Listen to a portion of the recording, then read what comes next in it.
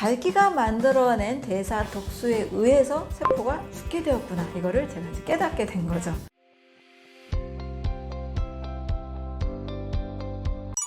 유방암 환자가 식물성 식단을 섭취하고 어떤 일이 일어났나요? 미국 로체스터 대학과 윌모트 암 연구소에서는 이제 4기 유방암 환자들에게 식물성 식단을 공급한 결과를 발표했습니다. 식물성 식단을 공급한 결과 대부분 체중이 6.6% 이상 줄었고요. 콜레스테롤 수치가 떨어지고 인슐린 저항성이 회복이 됐습니다. 건강이 빠르게 개선이 되었고, 그 식물성 식단을 하지 않은 사람들에 비해서 정신적으로도 굉장히 안정이 되고 스트레스가 줄어든, 우울감보다 기분이 좋아진 상태들을 경험한 결과를 발표했습니다.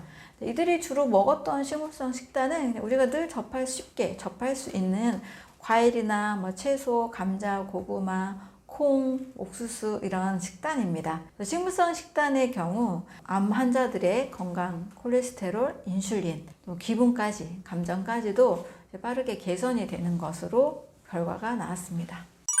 암센터 연구소에서 세포 배양을 하며 무엇을 느끼셨나요? 암센터 연구원으로 일을 하면서 모든 분자생물학을 하는 연구원들은 세포 배양이라는 걸 굉장히 기본적인 실험으로 많이 합니다. 저도 이렇게 동그란 페트리 디시에, 그리고 또 삼각 플라스크에 세포를 많이 배양을 했는데요. 세포를 배양할 때 한 번쯤 하는 연구원들의 실수가 있습니다. 세포 배양액을 교체해주는 시기를 놓치는 거예요. 세포들은 인큐베이터 안에서 핑크색의 세포 배양액이 담겨진 그 배양액을 먹고 무럭무럭 자랍니다. 이 세포들이 먹으니까 계속 세포가 분열되잖아요. 많이 자라고 또 대사를 하겠죠. 그 먹으면서 만들어지는 독소가 있겠죠. 그래서 지시하게 색깔이 바뀝니다. 맑은 핑크색에서 선홍색에서 점점 주황색, 그리고 노란색까지 바뀌어가는데, 노란색으로 진하게 가기 전에 세포 배양액을 버리고 새로운 세포 배양액으로 교체를 해줘야 됩니다. 그런데 우리가 많은 연구원들이 하는 실수가 뭐냐면, 저도 여러 번 했는데, 그 노란색으로 됐을 때 세포 배양액을 교체해주지 않는 거예요. 인큐베이터 속에 있으니까 놓칩니다. 다른 실험을 하다가. 그러면 그 상태로 며칠이 지속되면 세포들이 모두 다 죽습니다.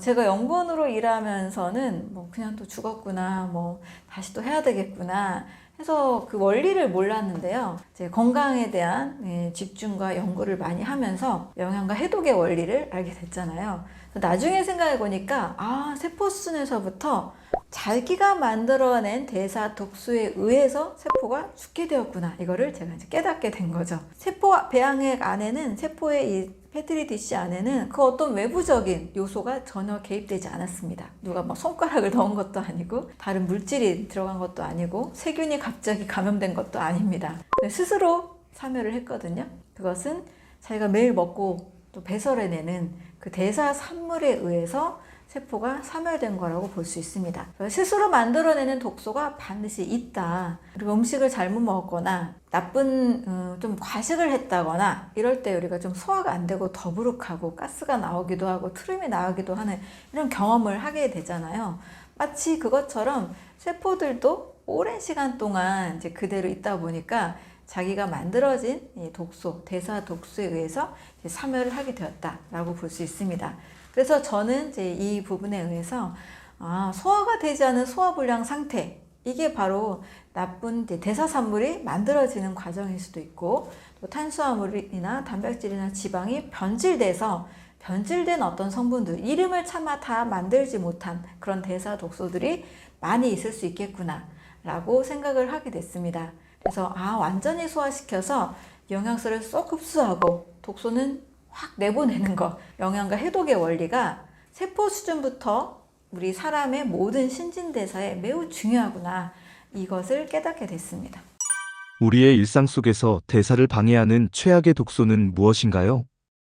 첫 번째는 일단 외부적인 독소가 있습니다. 미국인들이 초고도 비만까지 많이 증가한 이유를 제가 이제 가공식품, 패스트푸드 이렇게 말씀을 드렸는데요. 요즘은 또 초가공식품이라고 해서 조금 더 이제 분류를 하죠. 그냥 1차적인 그런 가공된 상태에서 뭐 색소 넣고 방부제 넣고 보존료 넣고 막 튀기고 여러 과정을 더 많이 거친 대량 생산하는 제품들을 이제 초가공식품이라고 합니다. 그래서 이 초가공식품 또 이 여기서 만들어진 다양한 식품 첨가물들에 의해서 외부적으로 들어오는 독소, 이것도 역시 대사를 방해하는 독소라고 볼 수 있습니다. 그리고 뭐 우리가 많은 문제의 원인으로 알고 있는 세균, 바이러스, 곰팡이, 네, 이것들도 외부에서 들어오는 거죠. 그래서 우리가 면역력이 떨어졌을 때 굉장히 뭐 스트레스를 많이 받거나 잠을 잘 못 잤을 때, 이랬을 때 또 감기 걸리기도 하고 또 면역력이 떨어진 분들은 이제 항체가 잘 안 만들어지는 결과가 오기도 합니다. 이런 것들도 외부적인 독소라고 할 수 있죠. 하지만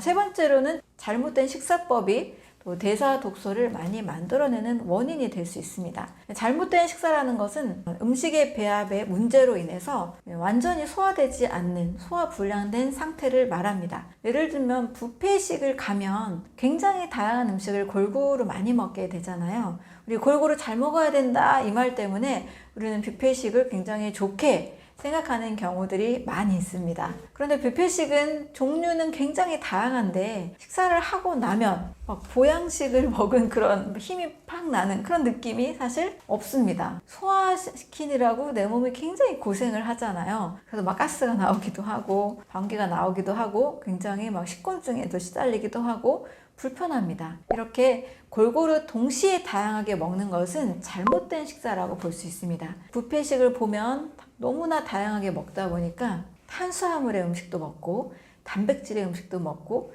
지방의 음식도 먹고 또 과일 채소도 먹으니까 식이섬유 섭취도 막 동시에 합니다. 그러면 속이 편하지 않죠. 더부룩합니다. 이 과정에서 이제 대사 독소가 많이 발생을 하게 되는데요. 탄수화물이 변질이 되면 발효라는 것이 일어나서 가스가 차고 배가 아픕니다. 또 이걸 또 이제 간에서는 또 해독하는 과정 중에 알코올처럼 인지가 되기도 합니다. 간의 피로도도 올려주게 되겠죠. 단백질이 또 소화불량이 되면 변질돼서 부패라고 합니다. 고기를 식탁 위에다가 불고기를 해놓고 일주일 동안 놓으면 썩어서 냄새가 나잖아요. 이런 현상이 내 뱃속에서 여러 음식들과 섞여서 소화가 되지 않고 부패되는 형태로 바뀌게 되는 거죠. 지방은 산패가 됩니다. 지방에도 다른 음식과 섞여서 오래 머물러 있다 보니까 흡수가 되면 좋은 지방은 흡수가 되면 우리 몸에 꼭 필요한 영양소로 작용을 하는데 섞여버리면서 산화가 되는 변질로 바뀌게 되는 거죠.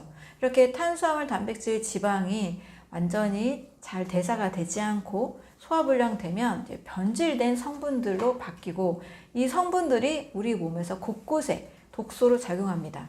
독소가 많은 몸이 오랫동안 되면 우리 몸은 염증을 또 만들어서 이것을 제거하려고 합니다. 또 염증도 오랫동안 미세한 곳에서 생기다 보면 미세 염증이 이제 오랜 시간에 걸쳐서 혹이 됩니다. 따라서 이제 암이 생기는 거는 하루아침에 안 생긴다라는 말이 있잖아요. 5년에서 10년, 20년 오랫동안 내 몸이 상당히 많이 방치됐을 때, 염증이 많은 몸이 됐을 때 이제 암이라는 것으로 1세제곱센티미터라는 이 크기로 10억 개의 세포로 이루어진 이 크기로 발견이 됩니다. 따라서 대사 독소는 잘못된 식사 배합, 동시에 너무 다양하게 많이 먹는 식사법이 큰 문제가 될 수 있습니다.